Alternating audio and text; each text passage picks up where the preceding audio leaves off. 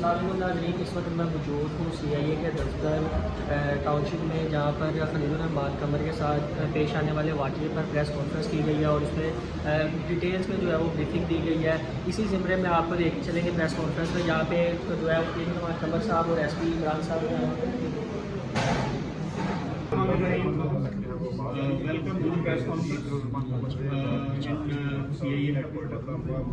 आज की press conference जो है, आपको पता है ये इशू हमारे एक रिनाउंड प्ले राइट हैं, ड्रामा स्क्रिप्ट राइटर हैं खलीलुर रहमान कमर साहब, उनसे रिलेटेड ये प्रेस कॉन्फ्रेंस है। उनके साथ एक बड़ा सैड इंसिडेंट पेश आया था, जिसमें उनको अगवा किया गया और उनके साथ रॉबरी की गई, डकैती की गई। इसमें इसकी डिटेल्स शेयर करने के लिए आज की प्रेस कॉन्फ्रेंस कॉल की। ये इंसिडेंट जो है वो 15 जुलाई की रात को पेश आया। इनके साथ एक लड़की है, आमना अरूज नाम की खातून है। इसने खलीलुर रहमान साहब के साथ कांटेक्ट किया कि यानी अपना इनका ज़ाहिर है इनके पहले मैनेजर से रब्ता करते रहे और फिर उनके साथ राब्ते में रही, और उसने कहा कि हम एक ड्रामा आपसे कांटेक्ट करना चाह रहे हैं, ड्रामा स्क्रिप्ट लिखवाना चाह रहे हैं। हमारी कंपनी बनी हुई है यहाँ पे बैरियर टाउन में, हमारा ऑफिस भी है और अपार्टमेंट भी है, वहाँ पे हम आपसे मीटिंग करना चाह रहे हैं। एक दो दफ़ा इनसे बात हुई और उसके बाद एक मीटिंग का टाइम तय हुआ और 15 तारीख की रात को ये वहाँ पे मीटिंग के लिए खलीलुर रहमान साहब गए। उस दौरान में जब ये मीटिंग के लिए वहाँ पे पहुँचते हैं तो उसमें दो मुल्ज़मान मज़ीद आए और उनके पास वेपन्स थे। ये आपके पास बाहर डिस्प्लेड हैं तमाम वेपन्स जो उनसे रिकवर किए गए हैं। वेपन्स के साथ इनको गन पॉइंट पे उन्होंने कहा कि हम आपको अगवा कर लेंगे, अदरवाइज़ आप अभी 1 करोड़ रुपया मंगवाएं, और इनसे 1 करोड़ रुपये भत्ते का मुतालबा करना शुरू कर दिया। जब ये रकम ना रेज हो सकी और फिर उसके बाद ये इन्होंने इनको ब्लैकमेल किया, डराया कि ये बात किसी के इल्म में नहीं आनी चाहिए, और उसके बाद फिर इनको एक नामालूम मुकाम पे ननकाना के पास इनको छोड़ दिया गया। वहाँ से ये फिर ये वापस लाहौर में पहुँचे। उसके बाद इन्होंने कांटेक्ट किया, ये ट्रॉमा में थे, ज़ाहिर है 15 तारीख का ये वाक़या था, और ये इन्होंने 19 और 20 जुलाई को हमें रिपोर्ट किया। 20 जुलाई को इसकी FIR दर्ज। उसके बाद से हमने ये CIA ने OCU ने टास्क किया, फैसल शरीफ जो हमारे DSP मॉडल टाउन है CIA के, ये इंस्पेक्टर इमरान यूसुफ है, और इनकी टीम ने बड़ी मेहनत के साथ, चूँकि इनका तमाम डाटा उन्होंने रेज कर दिया था और उसकी लड़की की कोई इंफॉर्मेशन हमारे पास अवेलेबल नहीं थी।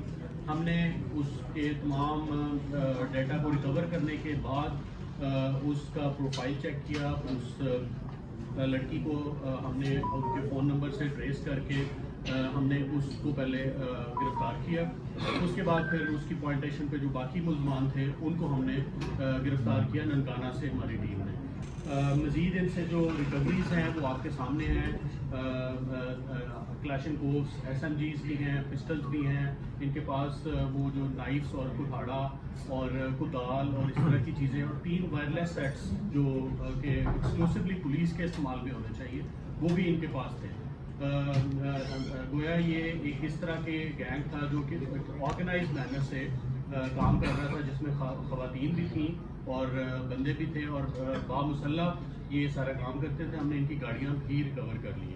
तो ये इसका था तमाम डिटेल। बाकी आपको खलीलुर रहमान कमर साहब भी आपको डिटेल बाद में शेयर करेंगे। अगर आपको मेरा सवाल, पहली बात तो ये है कि हमारी जो रूटीन है, अदर दैन कि मैं इस वक्त बीमार हूँ और मुझे डॉक्टर ने 5 साल के लिए धूप में जाने से मना कर दिया, वो ना भी मना किया होता तो हम रात को मुलाकातें करते, और उसमें जेंडर की तमीज़ नहीं की जाती कि ये खातून है और ये मर्द। तो ऐसी मैं 10 दफ़ा मैं जा चुका हूँ। जब मैं मर्दों से रात को या मिड नाइट्स को मिलता हूँ उस वक्त कोई एतराज़ नहीं। तो ये तंजीम साजी थी क्या, जब मैं 4:40 पर जब वॉक होती है, जब सुबह सादक है और मैं वहाँ जाता हूँ ना रात तक, तो मैंने अग्री नहीं किया। मुझे पिछले 15 दिनों से ये कन्विंस करने की कोशिश की जा रही थी, and eventually I decided to do it 40। तो मैं वहाँ पहुँचता हूँ और अंदर दाखिल होता हूँ। अभी मैं आई डिडंट सिट डाउन जब वो लोग पहुँच गए and they took over me by guns. और उसके अगले 15 मिनट बाद उन्होंने मुझसे मेरे मोबाइल, ATM कार्ड्स, पर्स और गाड़ी की चाबी, ये सब कुछ ले लिया। फिर उसने मुझसे एक ने कहा कि जाओ पैसे निकलवा के आओ। तो उसने 2,87,000 रुपया निकलवाया, जो मैंने वहाँ से वापसी पर आके जब मैंने रिपोर्ट्स देखी, जो आता है मैसेज आता है बैंक का, उसके बाद उन्होंने मुझसे 1 करोड़ रुपये का मुतालबा शुरू किया और मुझे ये कहा कि तुम्हें हमें पार कर देने का हुक्म है। तो मैंने कहा पार कर देने का हुक्म है तो पार कीजिए, फिर पैसे क्या करना है आपने। फिर मुझे डराया गया और तू इतना बड़ा आदमी, मेरा दिल नहीं कर रहा कि तेन जानो मार दे। ये सब ड्रामेबाजी हो रही है। एक बंदे का नाम उन्होंने हैकर रखा, वो हैकर मुझसे मोबाइल लेके मेरे सामने इस तरह बैठा, जिस तरह होता है, वो टॉकिंग टू मी और मुझसे कह रहा था कि पैसे दे दो उससे तेरी जान बच जाएगी। मैंने कहा पैसे मेरे पास नहीं है। करते करते उन्होंने मुझे, एक SP का फ़ोन आ रहा है, उसको बाहर फ़ोन करने चले गए हैं। ऑर्डर आया कि इन्होंने पार कर दी। मैंने जी पार कर दी। और तेन मौत को डर नहीं लग रहा। मैं पहला अल्लाह माफ़ करे, लेकिन रात तो बाद में मौत पर यकीन है मेरा। I can't pay you this much of money. करते करते मैंने उनको कहा एक तरीका है कि मैं I can arrange for 10 lakh fees. तो मैं अपने दोस्त से बात करता हूँ और मुझे उसको ग्रेविटी ऑफ इशू बताना पड़ेगा। मैंने ग्रेविटी ऑफ इशू नहीं बताना, मैंने फ़ोन किया, मेरा दोस्त सो रहा था, he is all here, Hafeez साहब। उसके बाद उन्होंने 10 लाख किसी की करना है, 20 लाख तो तेरी राखी तो लग गया, साढ़ा साल तो तेरी राखी कर रहे हैं। अच्छा, मैंने अब मैं बेबस था, बैठा हुआ था और वो मुझे बार बार टॉर्चर कर रहे थे जहरी तौर पर और मुझे बताया जा रहा था कि तुम्हें पार कर देने का हुक्म है। मैंने कहा भाई पार कर देने का हुक्म है तो पैसे क्यों मांगते हो मुझसे? Give me that's it. फिर उन्होंने हुक्म आया कि डिलीवर करो जी, अथॉरिटीज में पेश कर दो। मैं कहा फौरन पेश कर दो। 6:30 बजे उन्होंने वहाँ से मुझे गाड़ियों में बिठाया, मुझे मेरे पट्टी बांधी आँखों में, मुझे लेकर वो निकल गए और बड़ी तेज रफ्तारी से जा रहे थे। और फिर वो एक जगह पर पहुँचे हैं, वहाँ जाके उन्होंने गाड़ियाँ रोकी और मुझे नीचे उतारा है। एक नहर का पुल था, वहाँ मुझे बिठाया है। 5 घंटा दूसरी तरफ से वो आए हैं, फिर हम ऊपर चढ़े हैं, दोबारा उधर गए हैं, फिर गाड़ी में बिठाया और फिर वो उस नामालूम जगह पर ले गए जहाँ उन्होंने मुझे 3 घंटे ज़हनी और जिस्मानी तशद्दुद किया। और उसके बाद फिर उसने कहा कि पार करो यार। फिर मुझे बाहर निकाला, तो कलमा पढ़ लो। मैंने कहा मैं पढ़ लिया था। ये फायर, उन्होंने पहले कैमर लोड किए, फायर किया, वो मेरे 7-8 इंच लेफ्ट साइड पे आके लगा मिट्टी में। फिर मिनट की खामोशी रही है, उसके बाद उन्होंने कहा बैठ जाओ गाड़ी में वापस। अब इस वक्त ये ऑलमोस्ट कोई 11 बजे का टाइम हो चुका था। 11 बजे वो वहाँ से निकले हैं। फिर एक जगह गाड़ी रोकी उन्होंने 10 मिनट की ड्राइव के बाद। क्या जगह ठीक है, गए थे मार के नहर शूटर में। फिर खामोशी छाई रही है, 2 मिनट वहाँ गाड़ी खड़ी की है, फिर आगे निकले हैं। फिर जाके उन्होंने 10 मिनट की ड्राइव के बाद फिर गाड़ी रोकी, फिर कहा यहाँ मारो, ये जगह सही है। फिर उन्होंने मुझे निकाला नहीं। 2 मिनट की रुकने के बाद उन्होंने गाड़ी चलाई है। वहाँ कोई 100-150 किलोमीटर की रफ्तार से कच्चा था रोड, वहाँ कोई 10-15 मिनट गाड़ी चली है। और उसके बाद मुझे एहसास हुआ है कि हम पक्की सड़क पर आ गए हैं। पक्की सड़क पर ट्रैफिक की आवाज़ें भी आने लगी। 15 मिनट गाड़ी चलाने के बाद उन्होंने गाड़ी रोकी है। उससे पहले वो 3 गाड़ियाँ जा चुकी थी, अब मुझे उन्होंने मेरी गाड़ी में शिफ्ट कर दिया हुआ था। तो मेरी गाड़ी रोकी उसने, वो हैकर जिसका नाम रखा हुआ था वो चला रहा था इसको। एक लेफ्ट साइड पे क्लासिक गो करा था, आगे क्लासिक गो करा था, ये जो क्लासिक गो करा था ये मार रहा था मुझे मेरी लेफ्ट साइड के ऊपर। जितना तशद्दुद हुआ इसी साइड पे हुआ। फिर गाड़ी रोकी तो वो तीनों गाड़ियाँ वहाँ मौजूद थी। 2 आगे खड़ी थी और एक मेरे पीछे खड़ी हुई है। उसके बाद वो बाहर निकला, उसने कहा सर ये आपका मोबाइल, सर ये आपका पर्स, सर ये आपकी ATM कार्ड, आप जाइए सर। आपके दूसरे ATM कार्ड में पैसे होंगे, वहाँ उसमें से पेट्रोल डलवा लीजिए।